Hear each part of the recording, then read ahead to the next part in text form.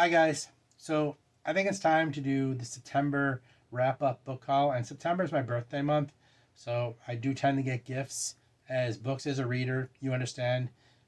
People who don't know what to get you know you're a reader, and you get books, and that's great. I'm fine with that.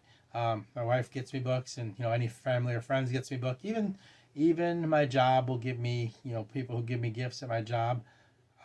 They will get me a gift card for books. It all goes for a good cause. As this book haul I do at the end of the month tends to be stuff I buy from more retail places, and it's for my stuff for my collection. Um, Stuff I'm trying to build out a bookshelf for, stuff that I care about, newer stuff that I want to try and read. So that's basically what this is. And I do a paperback, used bookstore, Goodwill book haul kind of during the middle of the month, which are just random books I find in used bookstores and Goodwill that I may put on my shelf, may keep for you know friends or trading or give to somebody, whatever the cause may be. But it's when they're $2 a book, you don't think about it until you check out. But so this will be the September wrap up book haul. Few days late. I'd been stalling, putting it off. Time to do it. So let's check out what I got. Let's go to the table. Okay, first of all, I did get in that Strand magazine I've been talking about with the new Raymond Chandler story, the new Philip Marlowe story. And so I did get that in, and I am extremely disappointed. I wish they had said that the entire Philip Marlowe story that they had uncovered, the lost one, was 3 whole paragraphs long. Yeah, that's it. That's the whole story. 3 paragraphs. So it's nice to have. There's some other things in here I can read. Whatever, it's an experience. It's done and done now. But maybe I'll just end it in a video coming up at some point when I get bored. Do a reading of this whole 3 paragraphs so you can hear the Philip Marlowe, Raymond Chandler story. But yeah, so anyway, I don't know what happened there. Also, I got sent this from an author. This is Agents of Democracy, War Machines from M.J.J. Jones. So I wanted to show you I got it. It's a rather large format book. If I get a chance to read it, I will. I want to give it a show to you just in case I can't. Here's a list of his books. Oh God, with this camera, I keep hitting it. It has some really cool art in it. Here's a chapter list. Hopefully this is focusing. Camera's been giving me problems lately, sorry. So yeah, it has some art in it. Looks like it'll be a fairly quick read. So in case I wasn't able to get to it at least right away, you could check it out and see if this is something that interests you. 2 women, 1 high-powered motorcycle, a top-secret mission through the back roads of America with Nazis in pursuit.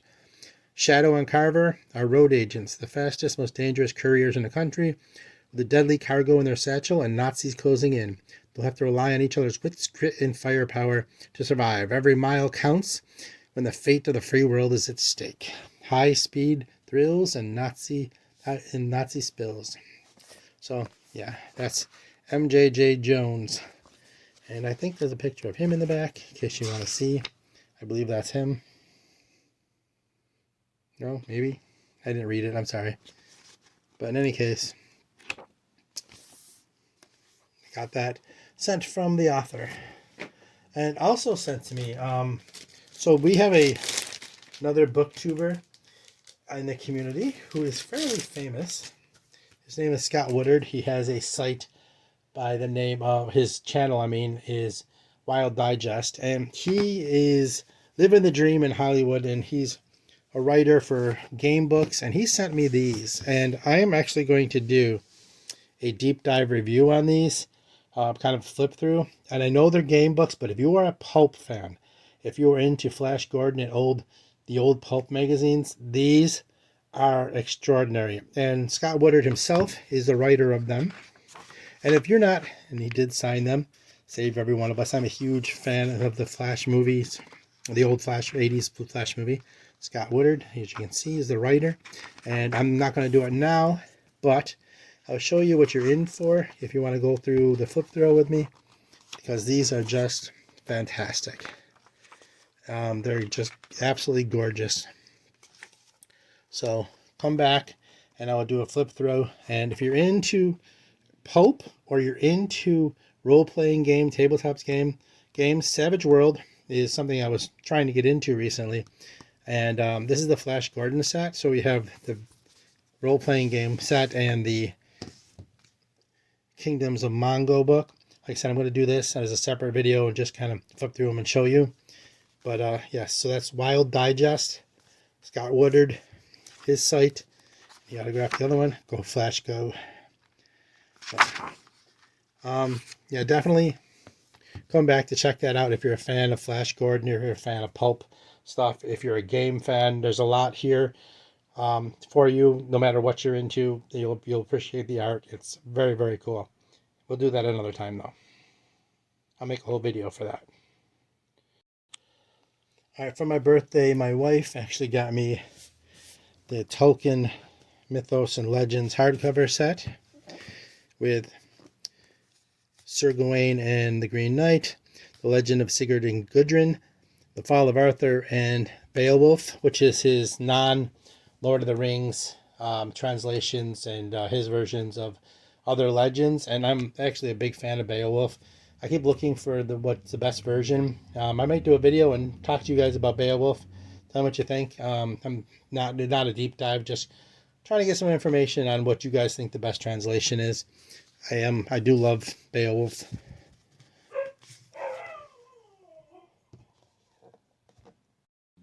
And that was a guest voice appearance by my dogs, because somebody had the nerve to walk by the house. And she also got me towards my Robert E. Howard collection, the Collected Letters of Robert E. Howard, Volume 1, 1923 to 1929. So yes, my wife was very sweet to me this year. Volume 2, 1930 to 1932. I have a huge Robert E. Howard collection. I'm pretty close to actually completing, well, what I can of it. So that's an attempt I'm making. And Volume 3, 1933, up to his untimely death, 1936. So yeah, those were from my wife.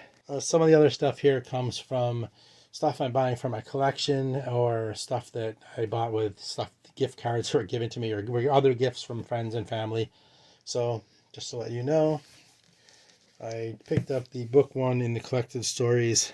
Well, this is the entire collection of short stories by Raymond Chandler, all put together in one volume for, and I couldn't pass that up, because just to be able to get them all in one place. There's 3 books in this set, and the other 2 are just the 7 novels he wrote, which are easier to get.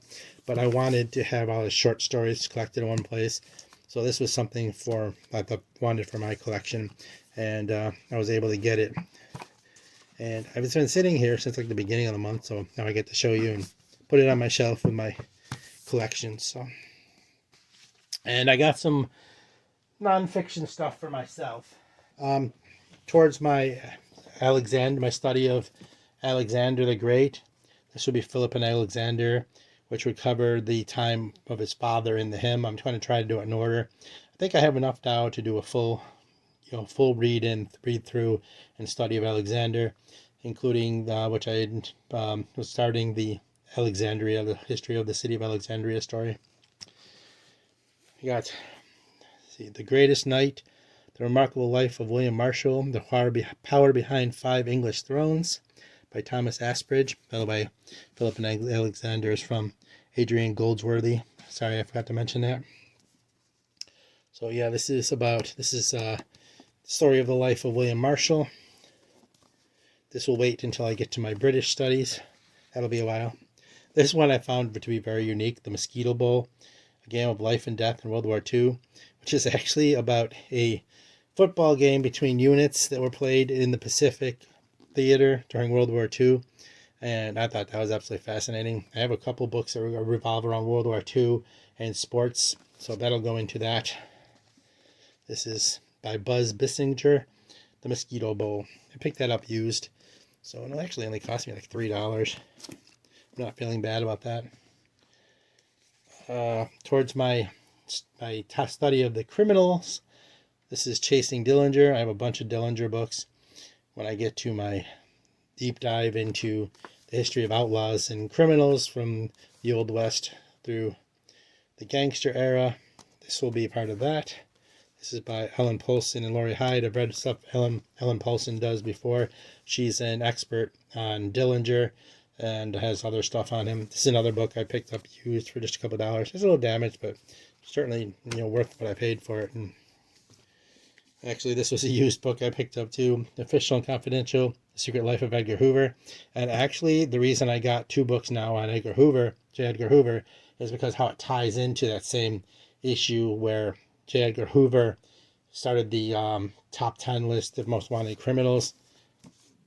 And I wanted his aspect, the police aspect on what had happened during that time. This is by Anthony Summers. This was suggested to me when I talked about by a subscriber that I get this one, Peter Hart's The Great War, Combat of the First World War. So I had pretty much completed, well, no, I wouldn't say that, but I'm definitely moving towards finishing my World War I collection. Knowledge is power, folks. Read nonfiction as well. And not only is it power, it's fun.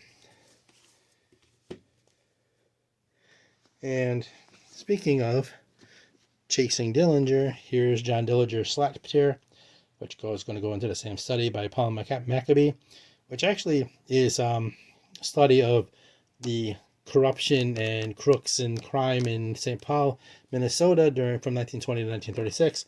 And who would have thought that St. Paul, Minnesota, would have been a hotbed of gangster and criminal activity, right? And finally, one that I got for both me and my wife, Night Terrors, Alice Vernon. This is all about sleep troubles and things that happen while you're sleeping and night terrors and all that kind of thing. And I have sleeping troubles, and so does she, and we're both fascinated by dreams and stuff, and thought this might be a fun read. Fun being relative, of course, but yeah, relevant at least. So I doubt, I'm probably going to be something I talk about on the channel, but I thought I'd show it to you because, well, it's a book haul. Why not? All right, I'm going to be honest. These next 2 were just impulse buys, but I liked how they sounded, and so these would be my consumerism that people rail against, and it's just for 2 books though. So The Bone Raiders by Jackson Ford. Thought this looked really cool. We didn't start the fire, but we will harness the power of gigantic fire-breathing lizards to defend our homeland. So yeah, this, hopefully I can get to this sometime soon. I'll probably wait until I get more books in the series before I actually start it, but it sounded great. And Barbara Truelove's Of Monsters and Mainframes. So these 2 were like random impulse buys. So yes, this does speak to the consumerism of book hauls. I apologize. Spaceships aren't programmed to seek revenge, but for Dracula, Demeter would make an exception. This sounds absolutely fascinating, and this one I will probably definitely do with the channel. I want to move it into my TBR, and hopefully I can get to it like next year. Sorry. But it sounds absolutely fascinating, and it might be weak, after I read it, but it certainly sounds good. Demeter just wants to do her job, shuttling humans between Earth and Alpha Centauri. Unfortunately, her passengers keep dying, and not from equipment failures, as her AI medical system steward would have her believe. These are paranormal murders, and they begin when one nasty ancient vampire decided to board Demeter and kill all her humans. To keep from getting decommissioned, Demeter will join forces with her own team of monsters, a werewolf, an engineer built from the dead, a feral with unworldly powers, a vampire with a grudge, a fleet of cheerful spider drones. Together, this motley crew will face down the ultimate evil, Dracula. The queer love child of pulp horror and classic sci-fi, of Monsters and Mainframes, is a dazzling, heartfelt odyssey that probes what it means to be one of society's monsters and explore the many types of friendship that make us human. Now, it might turn out to be weak and boring, but the concept is just too good to pass up. And the cover's kind of weird. but at least it's a standalone, so I'm going to give it a shot. All right, these go towards my collection. This is William Sloane, The Rim of Morning. Has an introduction by Stephen King. It's 2 of his cosmic tales, his cosmic horror tales. So this will go towards my like weird tales, weird collection. It's To Walk the Night and The Edge of Running Water combined in one edition. So I got that for my collection, as well as this, because I'm doing all the weird tale stuff. Collected Weird Fiction of August Derleth. So it's a little one. You'd think he'd collected more. Here's the list. It seems. If you want to see. So apparently they're really short stories. There's even a picture in here. I picked some pictures in here, apparently. That's kind of cool, right? So yeah, I am building a collection out of stuff that's related to weird tales, Robert E. Howard, and Lovecraft and Poe, and as well as crime writers like Raymond Chandler and Dashiell Hammett and those type to go with my pulp sections. So in that same vein, I have Clark Ashton Smith's collection, #1, The End of the Story. So these all go to a specific collection that I'm building in my library purposely. It's not consumerism, it's a purposeful intent to build something. But yeah, so I got #1, a vintage from an Atlas, #3 in that series. Love that guy in the mirror. This is a Clark Ashton Smith, like I said, Collected Fantasies Volume 3. And Volume 4, The Maze of the Enchanter. So these are all 3 of the 5 in the Clark Ashton Smith collection. They were on sale, so that's why I picked them up in odd order.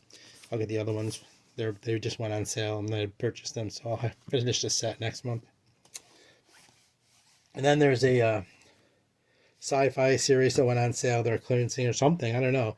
But I heard about them and thought I'd pick it up. It's a nice big side trade paperbacks. This is Ian McDonald's series, the Luna series. This is New Moon. So yeah, it's definitely a sci-fi series. And the book 2, I believe, which is Wolf Moon.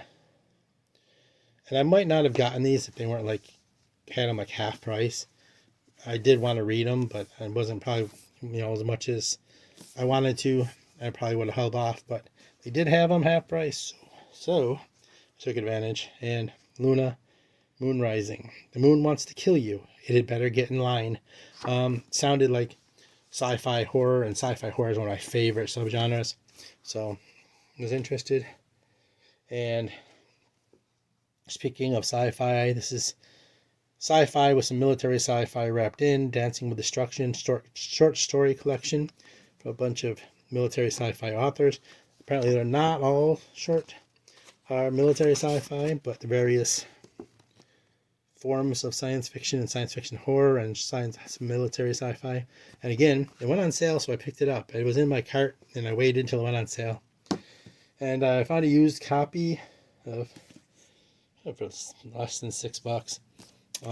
Midnight Sun by Gary Kilworth. I have a bunch of books by Kilworth. He writes a lot of animal fantasies, and I do love me some wolves and dogs. So for $6, this was so worth it. Here's another. I have another one of his books in my cart now. If it's used, I might pick up. Oops. Trouble with the. There we go. So that's that. One moment, please. And the rest of this all goes into my pulp library I'm building. So other than the Weird Tales stuff, so I actually picked all these up on sale too. Not bad. Red Falcon Volume 1, Robert Hogan. These, I love these rare old Arrow pulps. I have so many of them. Picked this one up specifically because it went on sale. I have 20 of them in my cart, and I'm not buying any of them until they go on sale, but I do want them because I love that stuff. And continuing my collection of the G8 stories. See, this one is for G8 and his Battle Aces, The Death Monster. This is volume 18 of 60. These are reprints of the old 1930s pulps, and getting them for $10 a piece or less. In some cases, like I said, I got one of them as cheap as $2, and some as cheap as $4. So definitely worth picking up the reprints. And the other one is Squadron of the Scorpion. I just love this old pulp stuff, and if you don't get it, sometimes you lose it because it goes out of print when it doesn't sell. So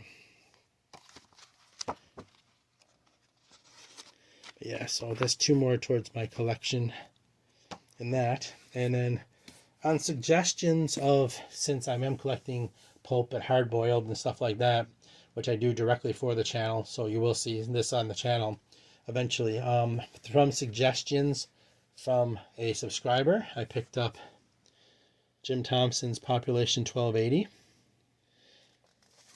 I heard it was good. I don't know. I've never read Jim Thompson, so it's about time I rectified that. And while I was getting this, I noticed they had another one of his books on sale.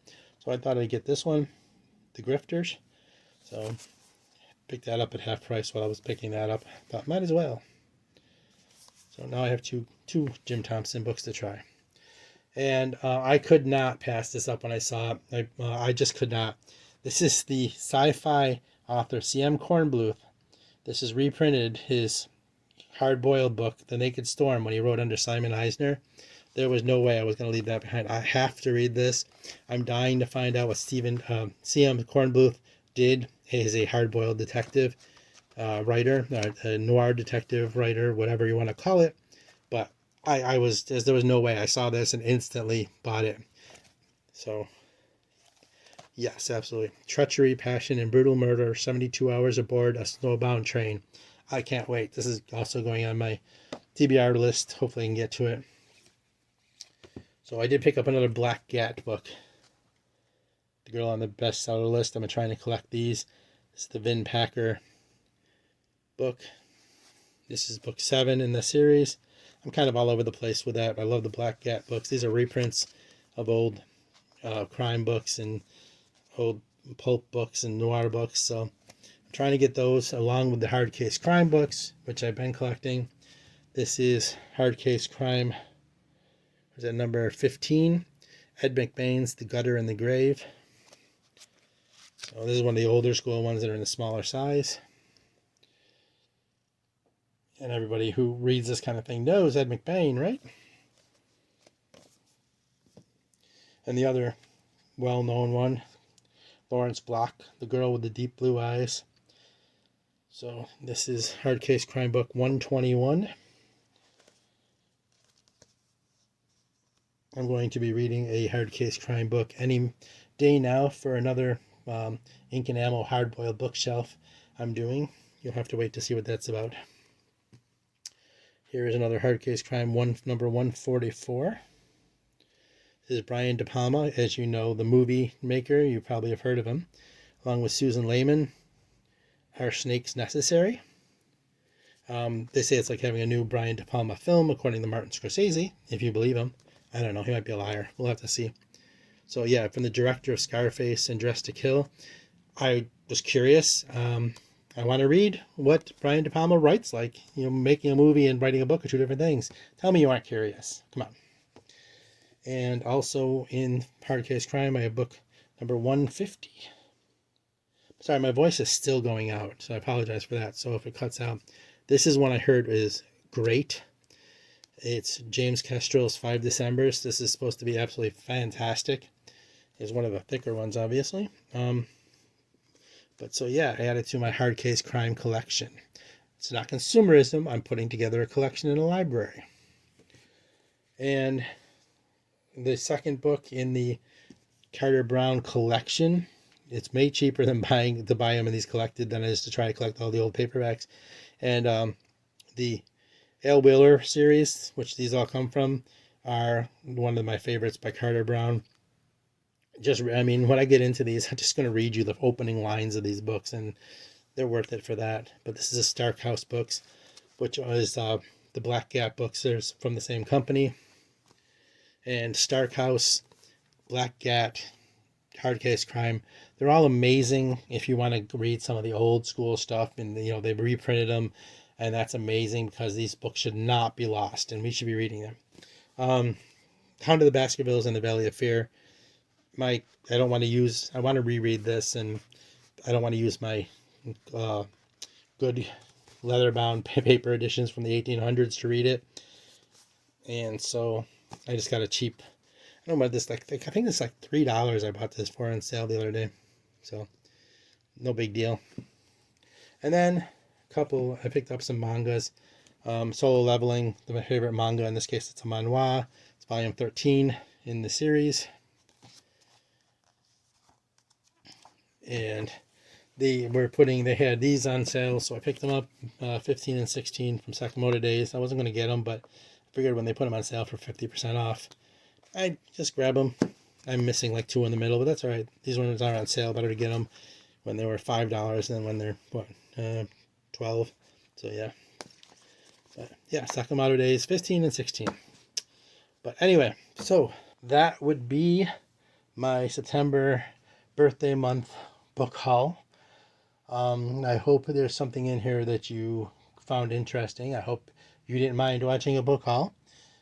I know some people do hate them and other people love them. It's a very, very divisive video to make, but that's okay. It's still fun, and I'm supporting my businesses and getting some beautiful books, so I'm happy with it.